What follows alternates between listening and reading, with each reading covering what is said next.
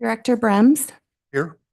Director Cardenas, Director Clayton, Director Daly, Here. Director Gettle, Here. Director Keegley, Director Peterson, Director Prokopis, Director Silvestrini. Thank you, Harmony. We have a quorum. We'll begin our meeting. Is there any public comment this morning from anyone? Seeing none, we would like to welcome our new Midvale representative to the UPD board, Chief Mazrin.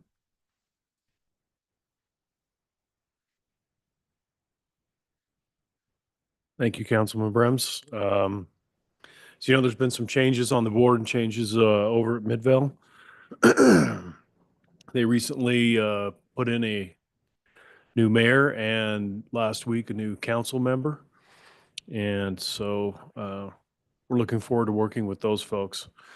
As part of that process, Midvale had their council meeting to decide who was going to serve on this board. And they picked Mayor Dustin Gettle. Welcome, Mayor. We're excited to work with you. They sent us a resolution indicating that. So just here to present that to you and to welcome Mayor Gettle. Known him for a while now and have had a great experience working with him and know that he's very supportive of our police department, your police department, and will be a great asset. So welcome, Mayor Gettle. Thank you, Chief. I appreciate that and appreciate everyone who's welcomed me so far to this. I look forward to serving on this board.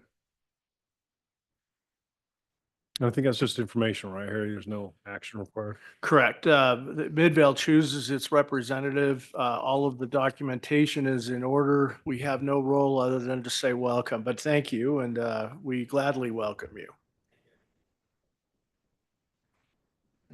Thank you. Okay, our next order of business is election of new leadership for this group for this year. Harry? Thank you, Mr. Chair. Our board policies dictate that the service of the board chair and vice chair are one-year terms. I want to thank the chair for stepping in to the vacancy that occurred here and serving the role as chair when he was vice chair. It is traditional the vice chair becomes the chair, but it is not required. So at this point, it's up to the board to nominate officers. The two officers would be the chair and vice chair positions. So with that in mind, this is something we do in the first meeting in January, and I would just suggest that you open the floor to nominations and starting with the chair position, then moving to the vice chair. Mr. Chair, Jeff Silvestrini, I nominate David Brems to be chair of Unified Police Department. Second. We have a motion and a second. All in favor? Aye. Aye. Thank you, everyone.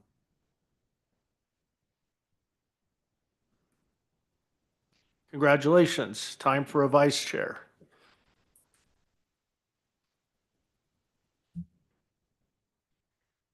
I nominate Jeff Silvestrini to be the vice chair, if he's willing to accept. Second. We have a motion and a second. All in favor? Aye. Yes. Aye. The motion carries unanimously. Thank you. Thank you. Thank you, Jeff. Okay, committee assignments, Harry. Every year we have a list of committee assignments, and it's in your board packet. It says current UPD board members and their assignments. Obviously, there are openings that have been created by two vacancies, and what I would just suggest is if new members of the board or those who have been serving on one committee would like to switch, it would be the appropriate time. The active committees at this point are, of course, our standing committees, which are governance, budget and finance, and benefits and compensation. The legal valuation committee is something that we don't need to staff at this point. And neither do we need the interlocal committee. I believe those two committees at this point can be dissolved. The departure negotiating committee is something that we may be falling back on as we move forward with our discussions with Salt Lake County. And so I think that's a committee that if there's any additional members that want to be on that. And the Operations Study Review Committee is something that has been put on hold during the reorganization, but may become active again in this next calendar year. So with that in mind, I guess there would just be a question in terms of people who would like a different assignment or people who have not had an assignment, if they would like to, I guess, volunteer for one of the standing or other committees, it would be appropriate at this time to ask that question. Harry, remind me, have we tried to avoid creating a quorum with a number, or have we basically said whoever wants to serve can serve, and if we've got a notice, we know? I think it's important that we know that our committees have no action items on them. So just in case there's a quorum present, it is for discussion purposes only. And all of our meetings are open, our committee meetings. So I think we're okay if we have a quorum, but yes, I think that there are times when, for example, on the Budget and Finance Committee, we've had a quorum present. But I think we deal with that by A, making sure the meeting is open, and B, making sure they don't vote on anything that could then become binding on the whole board.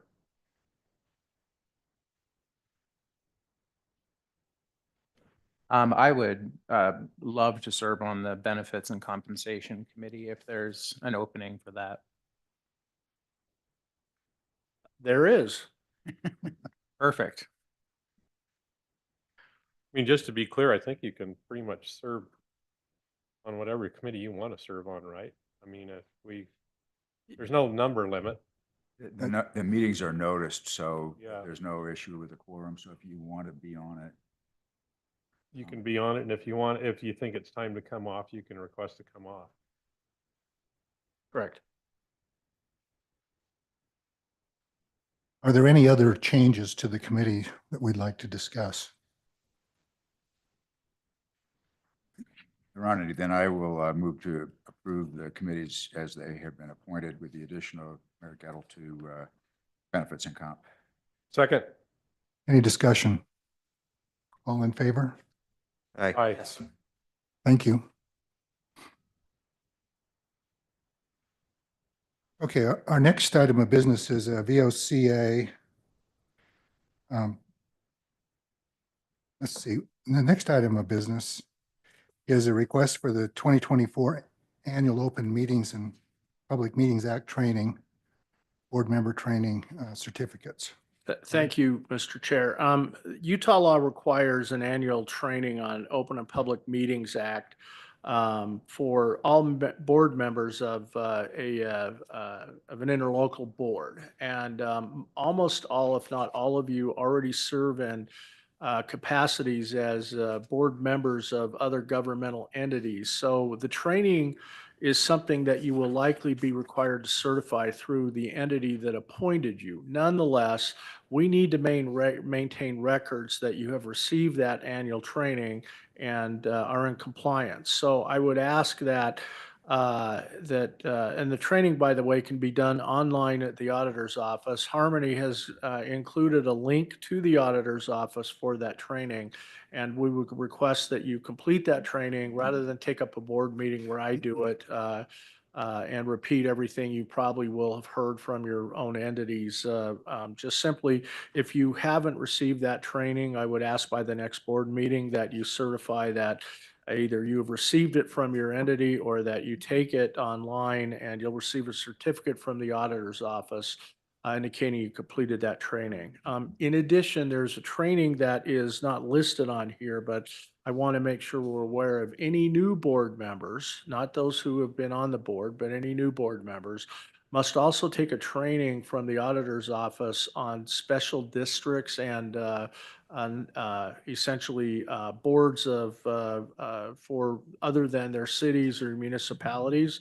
It's a one-time training, but those of you who have not had it, please take that and also provide certification of that as well.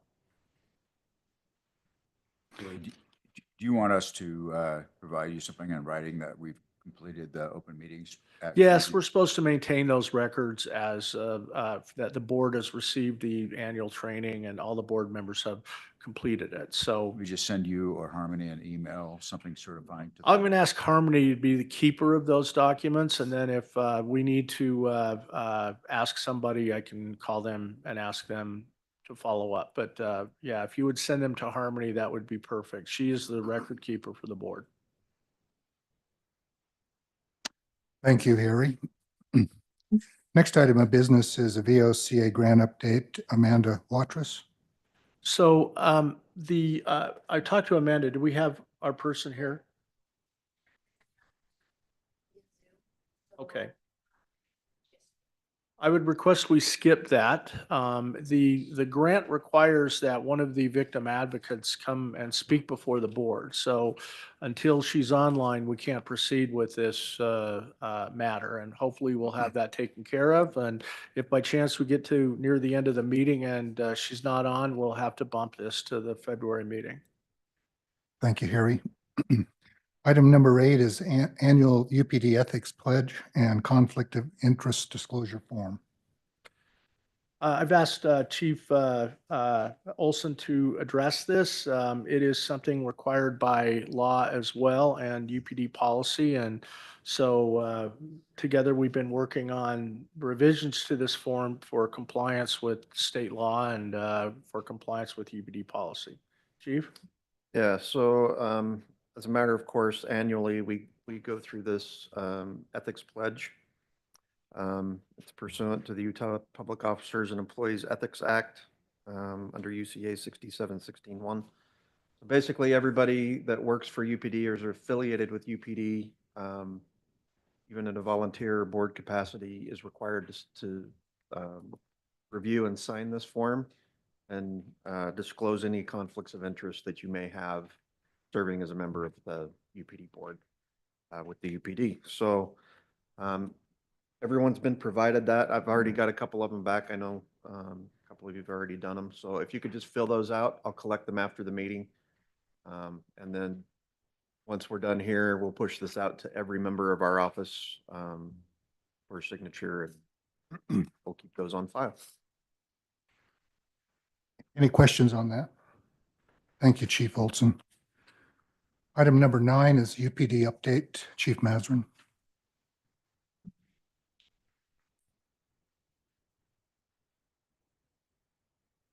Thank you, Mr. Chair. Very short update. Happy 2025. We made it through last year and are very optimistic and eager for this new year coming up. And looking forward to some of the good things that will happen and are happening right now. One of the things I just wanted to mention is 2025 seemed to get off to a little bit of a crazy start. We had a few critical incidents, some involving our officers or incidents that we were involved in terms of investigating those. I'm very grateful to report that our officers are doing well. Nobody was injured in any of those. Some of you may have heard on the news in Kearns, they had that large fire. One of our officers was hit while doing traffic control. I talked to him a couple times yesterday. He's doing well and recovering quickly, and you should be back in the near future. So again, we're grateful for that. We had a swearing in just before the holidays. It was fairly large swearing in, and that went really well. I'm going to have Mark talk about our staffing in a minute. One question I do have for the board is our hiring has gone exceptionally well. We're full, plus people in the pipeline, plus we're building a roster. Mark can give you more details on that.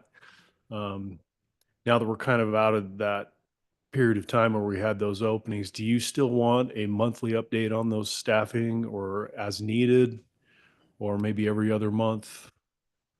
Is there any thoughts on that or any opinions? What would the board members like to see?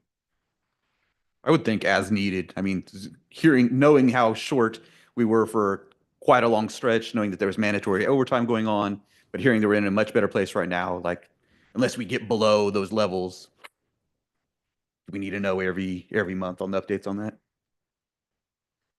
Well, I have,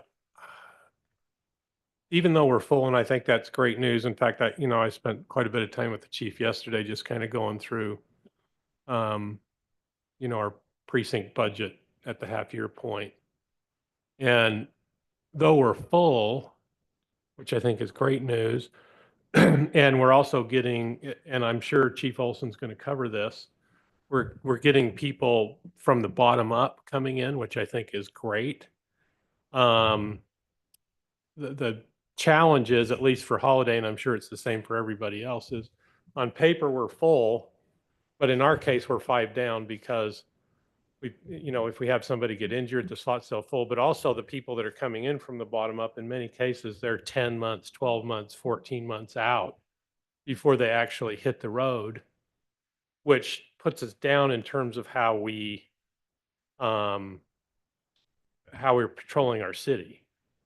And so I still think it might be helpful, and to at least monthly kind of get an idea of where we're at in terms of where we're at on paper, but also what the reality is in terms of how we're having to, staff our cities, and how many slots we're down, and how many are filled, but how many were down, if that makes sense. So I'd still kind of like to see it monthly personally. And then also talk, I think when Chief Olson comes up, I know we've brought this up before, but and I know it involves money, and we got a lot of challenges from a budget standpoint with markets and colas and whatnot, but I'd still like to invest, maybe at some point, put it in front of the board to at least discuss the possibility of putting people in training, and maybe parking them in the shared services piece. So we're not delaying, their entry into the ranks, and be able to use some people to help offset some of these shortages out in the precincts. But the problem with that, and I understand it, is it has to be paid for. We have to fund an FTE, but it would be nice in this scenario if we had 3 or 4 people in training or parked in training that we could move out to the precincts to help with some of these shortages that we're full on paper, but we're not full in terms of how we're having to staff our cities. But anyway, the 2 separate issues, but it would be helpful for me to just get a short monthly report on where things are at in terms of, what we look like on paper, but what we actually are having to deal with in terms of how we're managing our precincts on the streets. Yeah, and we're happy to do anything, but I'm glad you brought that up. When I say we're full, I guess it's the perspective you look from, from a organizational chart. Those allocations are full, but then life happens. You have people on military, people injured, people on maternity, paternity leave, all those different things that happen where we have those. We're just trying to make sure we get to the spot where, and a little bit of what you referred to, we looked at, how could we build in extra allocations that would be assigned to training where we could have people, where we could just drop them into a slot. There's a significant price tag attached to that. But one thing that's a little different is we're to the point now where we're building a roster to where, for instance, if we've had somebody who doesn't get through training or field training, or somebody that retires, we have somebody ready to go that we can just drop into that spot and get them into that training pipeline. So yeah, it's a little more complex than probably what I've made it sound like, but I just am grateful to say that in terms of, we're not short on trying to find people and wondering where the next body's going to come from. I've got a list going, and so there's a lot of things like that. But again, Mayor, we're happy to do whatever you guys want. So if you'd like, maybe we can just give you a short staffing update every month. Yeah, and and Chief, I'm sure Chief Olson will cover this too, but I was talking with Chief Hoyle about it, and there seems to be there may be a little bit of a trend that the people we're bringing in from the bottom up, the amount that don't actually make it to the street is a little bit higher than it used to be in terms of, and so you've got this 9-month or 12-month train up. And you almost have to, it seems like you almost have to anticipate how many might not make it. And then if you don't bring somebody into the pipeline, you're delayed further. And so I just think it's an issue worth discussing as we're starting to get more applicants that want to, which I think is fantastic. Don't get me wrong. I think this is all great news, but I just think it's an issue we might want to discuss as a board in terms of, do we think it might be wise to figure out if we can carve some money out in the budget to put 3 or 4 or 5 more people into the pipeline, knowing that we're going to have this natural attrition, whether it be people retiring or people that just don't start, but then they don't actually make it through, 15, 20%, whatever that number is. So I just hate to be further delayed if we've got really good applicants ready to go and we can't start them into post because we don't have a funded slot for them. If Correct. that makes any sense. Yeah, and that's actually So, anyway. happening right now. We have some excellent applicants that are kind of in this standby mode Yeah. because there's not an allocation to put them in. Now, some of those, and Mark will cover this, some of those have opened up. But I will say too, and it should be noted that we had this discussion command staff last Monday. The International Association of Chiefs of Police did a study in 2024 in the summer. And so obviously that took a few months, and they just released the summary of that study about hiring and retention of police officers. And this is nationwide. And it was really fascinating to see one of the trends that is happening with departments all around the country is that a lot of applicants are coming in, and then through the police academy portion or soon after are deciding that this line of work is not for them, and they're withdrawing, and that's happening all over the place. We're actually seeing that here too. And I think that's something we refer to, or the study of generational policing. I think that's part of what's affecting that. But it has been interesting to see that happen, and we're subject to that too, along with everybody else. But if there's things that we can do to mitigate that when we have, especially, and again, it's great to get people in the academy. When they get through the process and if they stay, they tend to be very long-term and tend to stay with us in most cases. But when that doesn't happen, it would be nice to be able to, we looked at having 3 or 4 or 5 allocations assigned to training, but there is a cost, but that'd be up to the board if they want to. There's a cost, but if we can put a metric to that and manage it, my issue is that if we have invested 6 or 7 or 8 or 9 months into somebody and then they don't make it, and we had somebody on a wait list that was really good, but we couldn't start them, now we're 8 or 9 months behind again. Correct. And so that's the issue that I just want to kind of bring up, and maybe as we enter the budget season, have that be a topic we can discuss in terms of how we're going to manage that. But I do think it's great we're starting to actually get some good candidates applying, that they're starting at the bottom, because it's always worried me how top heavy we are in terms of just where we're at, and try to get more balance from top to bottom. Anyway, that's all I have to say about that. As we develop the budget and we bring that to you over the next few months, we'd be happy to bring some proposals of what that would look like, some hypotheticals if we had that group of people ready to go, what that would look like in terms of costs. So we can discuss that further for sure. Chief, I have a question. Yes, Are we sir. still in mandatory overtime? No, we are not. Perfect. We ended that at the end of the year.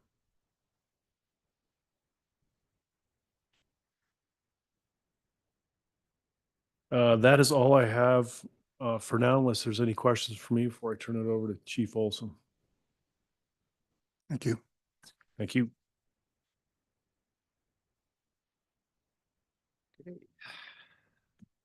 It's all great discussion. I really appreciate the engagement and concern about not just the challenges we faced in the last 6 months, but what we're going to face going forward. So appreciate that. Just by way of a quick update, and again, this is on paper, we are down 1 sworn position based on what we have in the hiring pipeline and the attrition pipeline. So that's a snapshot today. That changes almost daily now.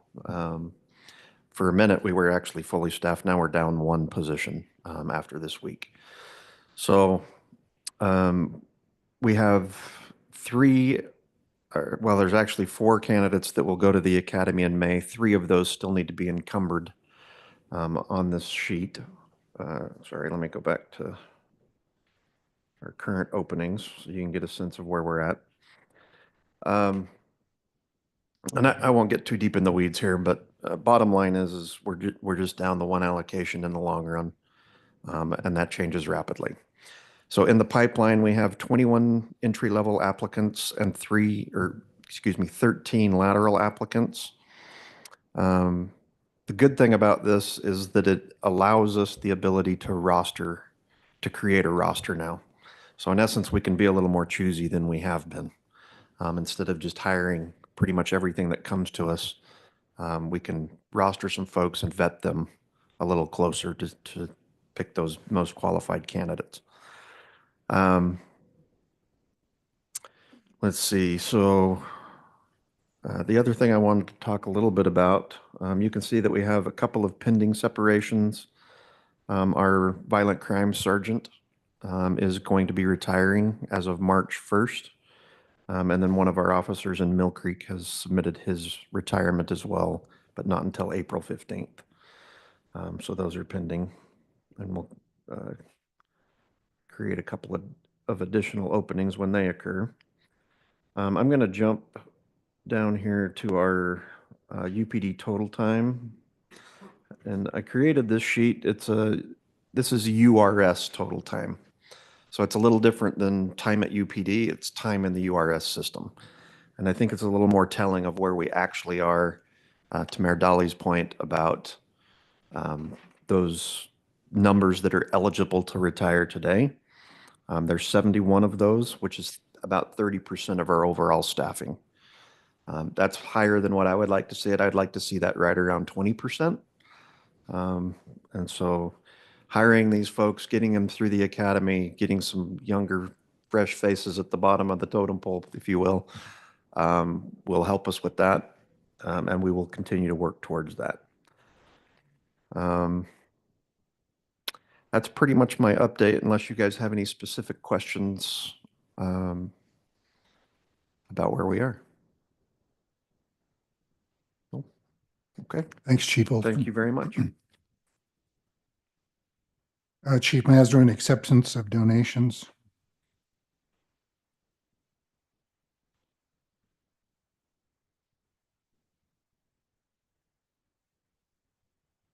Thank you, Mr. Chair.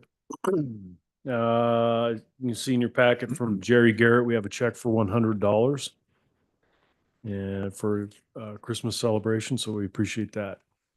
Submit that to you for approval. Motion to approve the donation. Second. All in favor? Aye. Aye. Aye. Thank you. Surplus resolution. And then as you can see, our normal surplus 4 vehicles that are ready to go to auction.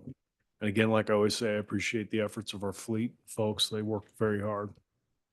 Keep our fleet healthy.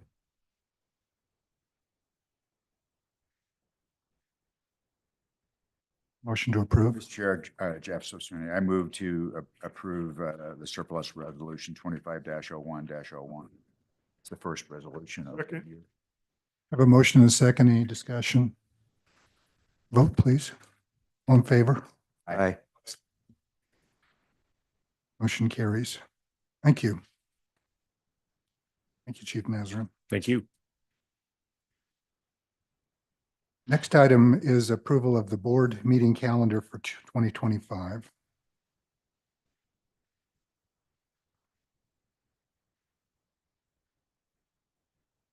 Mr. Chair, I would move to approve the 2025 board meeting calendar. Second. We have a motion and a second. All in favor? Aye. Aye. Carries unanimously. Thank you.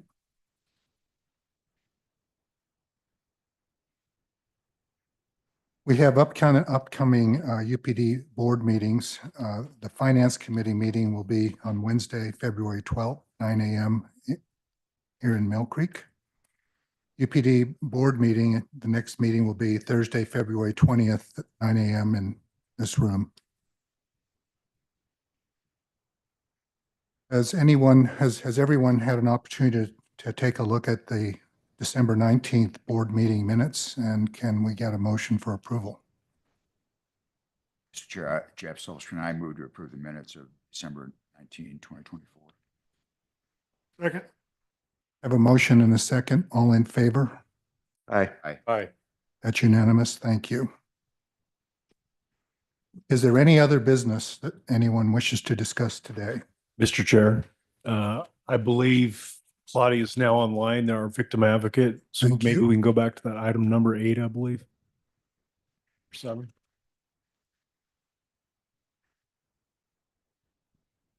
Thanks, Amanda. Hello. Okay. Hi, I am Amanda Watrous. I'm the Grants and Procurement Administrator. And with me on Zoom is Claudia Clark, one of our victim advocates. And we're here to give an update on VOCA. We are required to give an update to the board twice a year as a term of one of our terms under the grant. And so just a really quick background, VOCA is one of our federal grants that helps pay for our victim advocates for their wages, benefits, as well as some emergency funds for victims. VOCA is awarded in 2-year cycles, and we're currently in year 2 of that cycle, which means that the application period is about to begin. And I was notified last week that applications are due March 13th. I have a training at the end of this month where I hope to learn what VOCA is thinking as far as increases or decreases to funding. And when I know that, I will make sure that the board's updated.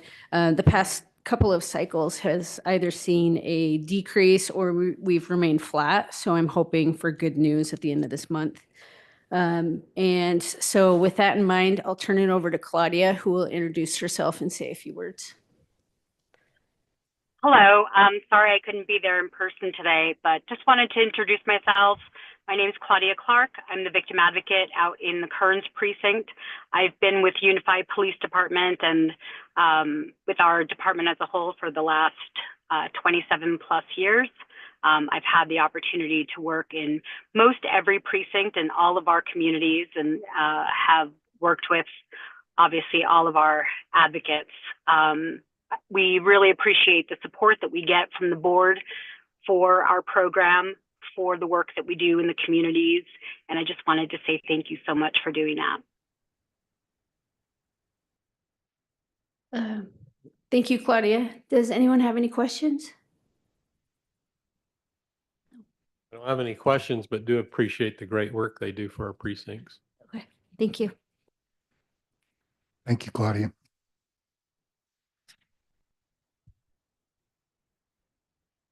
Okay, if there is no other business today, this meeting is adjourned. Chair. I actually think we have to vote on that. Apologies, but it's not a vote that ever has gone down, but we'll still do that, make it formal. Who doesn't want to adjourn? I will make a motion to adjourn. Second. All in favor? Aye. We are adjourned. Thank you. The Slovisa board meeting will start at 10 because it is noticed as time certain. So we'll see you at 10 o'clock for